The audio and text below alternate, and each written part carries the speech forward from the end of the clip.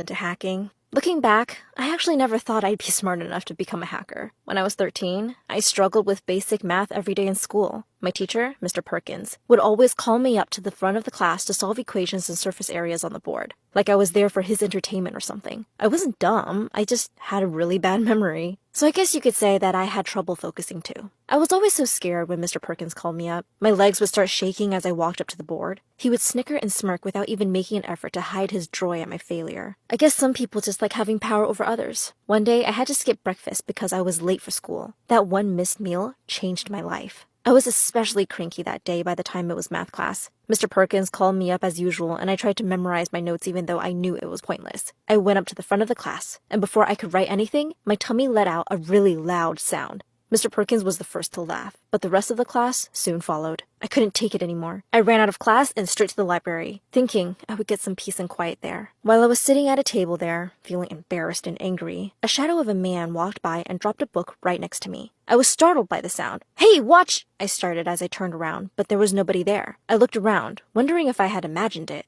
But the book was right there. The title read, "Hacking for Dummies." Hacking? I thought to myself. Interesting. I suddenly started getting all these crazy ideas for hacking things. What if I could even hack a phone? Like in the movies. It got my mind really engaged. Imagine your teacher is trying to tell you who Christopher Columbus is, and you hear their phone go, "It was me. I farted before the break." I wasn't the most popular kid in school, so something like this could be my ticket to recovering from the tummy incident. I spent the rest of the school day reading that book. It was like my mind finally found something it could focus on. I think I hit some kind of mental growth spurt because I was starting to remember things much better. I started to look at videos online and find different books and articles to read on hacking. I spent as much time as I could get in trying to learn how to do what the kid from the movie did. Pretty soon, though, I realized that hacking somebody's phone and playing sounds on it was kind of complicated. There were all sorts of numbers and letters that were going over my head when I tried to learn it. I decided to start off with something small. There was this guy in my class, Robert. He was a pretty quiet kid who always sat at the back, so I thought he would be the perfect guinea pig. I decided that I would just start by hacking his Facebook. I spent months looking up how to hack Facebook, and I mean really hack it, not with those tricks or internet scams. Back then, Facebook had a different security system, and it was much easier to hack into. All I needed was his email to start. One day, after the last class ended at school, I walked up to Robert and tried to get him to hand over his email. "Hey, hi? I noticed you weren't in class on Monday. Do you need any notes that I could maybe send over to you?" "Oh, no thanks, Katie. I already got them from Jake." I had no idea who Jake was, but I already hated him for ruining my plan. Still, one of the first rules about hacking is to expect your first attempt to fail. I already had a backup plan. "Oh, that's good. I guess I'll see you at the party then. It's amazing how fancy those invites were." "What? Which party?" "Perkins, of course." "Mr. Perkins? From 7th grade?" "Yeah." "Oh, I guess I wasn't invited." "What? That can't be. They emailed everybody from his class all those years ago for a little get-together. I'm sure you were in his class too," I said sweetly. "Yeah, I was. He always got you to solve math," Robert said while laughing a bit, but I was pretty embarrassed that he remembered all that. "Right," I muttered while gritting my teeth. I thought to myself, after this is over, maybe I'll hack Mr. Perkins too. Then I turned to Robert and went, "Hey, why don't you give me your email, and I'll go check out if they forgot to send you one. I don't know. Parties aren't really my thing, you know?" I was getting annoyed at myself at this point. Of course parties aren't his thing. He's the quiet kid. But I wasn't about to go home empty-handed. I needed to think fast. Eventually I said, "Okay, well, how about I just send you the invite just in case you change your mind?" Sure," he said. About time, I thought to myself. Robert took out a piece of paper and wrote something on it. He folded the paper and then handed it to me. He immediately looked away and seemed rather shy all of a sudden. I opened it and saw that its contents read,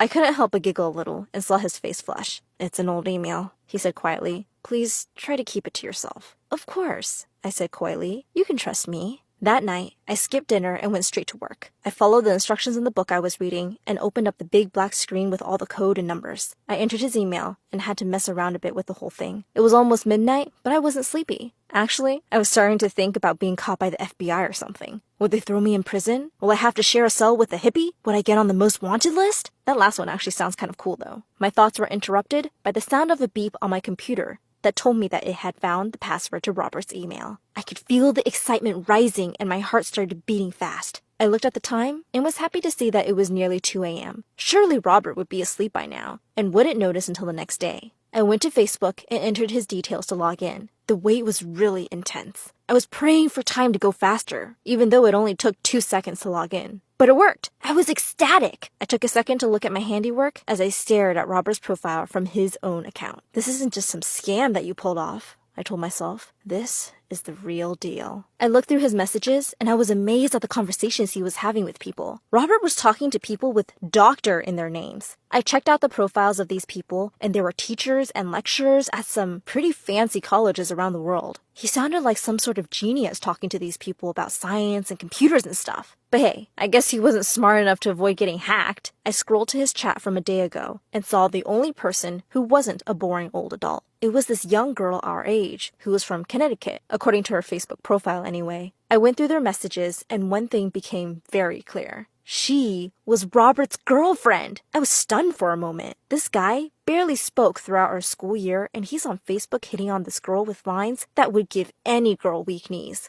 I felt like he was somebody completely new. I suddenly started to feel excited at having this power over somebody. I could text any of these people he talks to and they'd think it was him. I loved the feeling that I knew everything he was hiding from the world. One hack was all it took to reveal his secrets. Now it was time for a little fun. I thought that it would be a good idea to give this teenage genius with a girlfriend the spotlight for a while. I also wanted to test the powers of my hacking. I went to his profile and began typing. Then I hit the post button, logged out, and went to bed giggling to myself. The next day, I woke up feeling terrible. I must have slept really late. But as soon as I remembered my success from last night, I got this new wave of energy. I wanted to see if I had made a difference to the real world, not just the one I hacked. I got ready for school and left in a hurry. When I got to class, I was really pleased with what I saw. Robert was indeed the center of attention. Everybody was around his desk and talking to him. Some people were congratulating him. Others were laughing at him. I walked over with a smile and asked somebody from the crowd around him, "Hey, what's going on? You didn't see?" The boy took out his phone and showed me exactly what I expected to see. Apparently, Robert had announced on Facebook last night, "I have a confession to share with you all. I wet myself when I do algebra." I laughed and looked over at Robert, who was just trying to cover his face while people sarcastically congratulated his bravery at the same time for the confession. The guy in front of me went on to say, "He deleted it now, but not before we all saw it. I'm Jake, by the way. I don't think we've met before." "So you're Jake," I thought to myself. "I think I'll call you next to be hacked."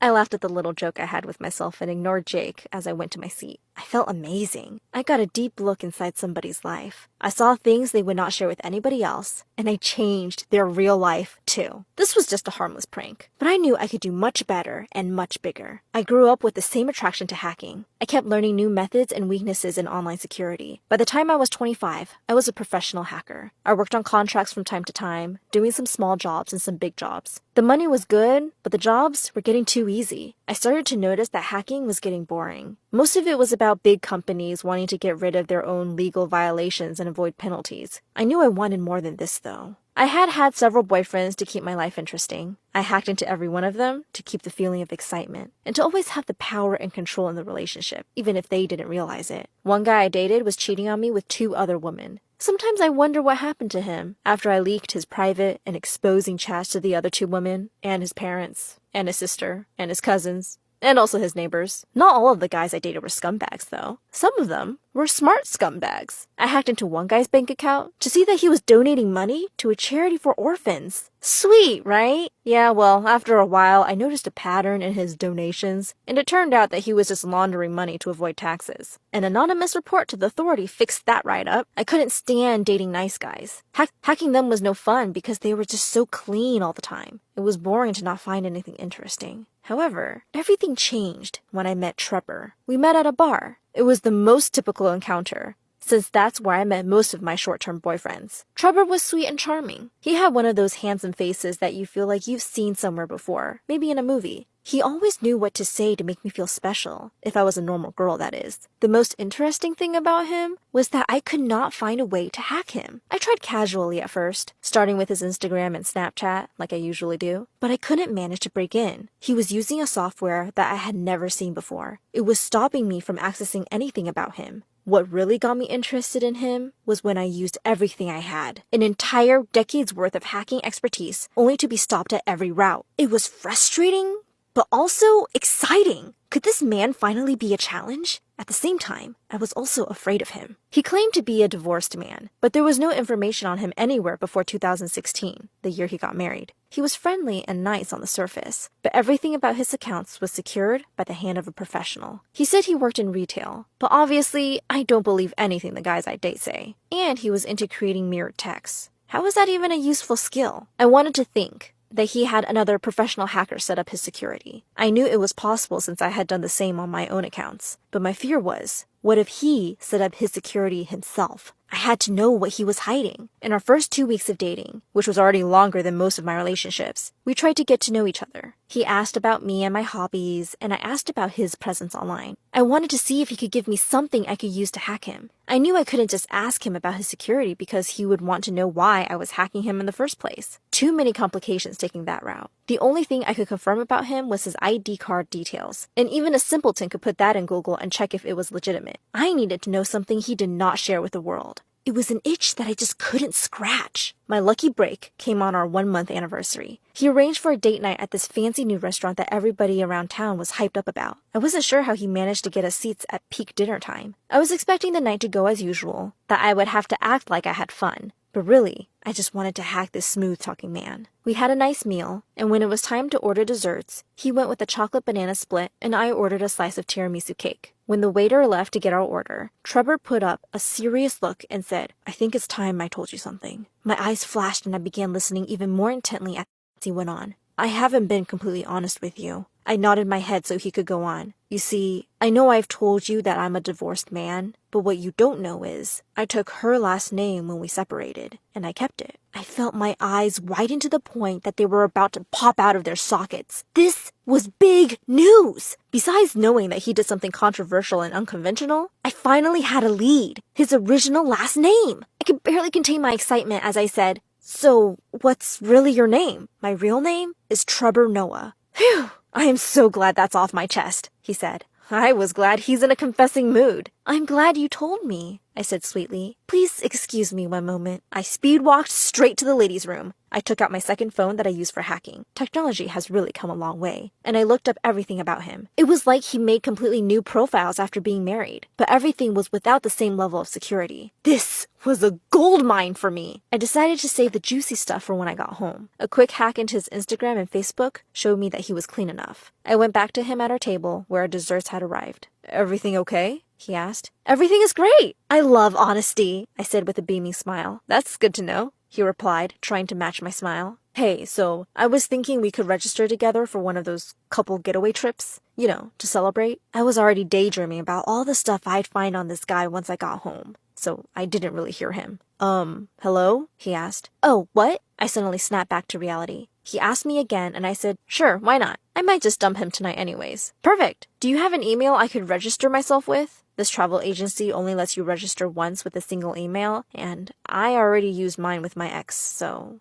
you understand? I paused. I had already given him an email that wasn't linked to any account of mine, and always kept my personal email to myself. I eventually realized that nothing he did mattered, since now I had access to everything about him. Rookie move on his part. So I gave him my personal email. That's when he stopped smiling. "Big mistake," he said coldly. "Excuse me?" I started, feeling my previous fear of him returning. "Never give out your personal email. Any account linked to your email is where you're most vulnerable," he stated simply. I was dumbstruck. He knew how to hack? "Miss Katie, we've been watching you for a while now." Trevor brushed back his hair to reveal a small earpiece tucked in. He went on, "By telling me your personal email, you've allowed me to access your bank accounts." I was starting to panic. My phone beeped, and I looked at it to see that I had taken out $10,000 in the last 10 seconds. "What do you want?" I asked shakily. "We want you to join us." "What?" I said as my phone beeped again, and I saw that the $10,000 had returned. I looked intently at Trevor as he said, "We are a team of elite hackers working to bring wrongdoers to justice, and we are in need of somebody with your particular set of skills. Think about it. You could work from the shadows and use your powers to make a real difference in the world." "So, like Batman?" I asked, feeling immense relief. "Almost exactly like Batman," Trevor said with that familiar smile. My phone beeped again, and I saw that another $20,000 had been transferred to my account. I gasped. "There's plenty more where that came from," Trevor started. "You're talented at getting people to talk, but a little too emotional. You let your excitement cloud your judgment when I told you my real name. We need to send you out into the field. You can't make these mistakes there. So, you guys deal with high-profile bad guys then, right?" Trevor nodded.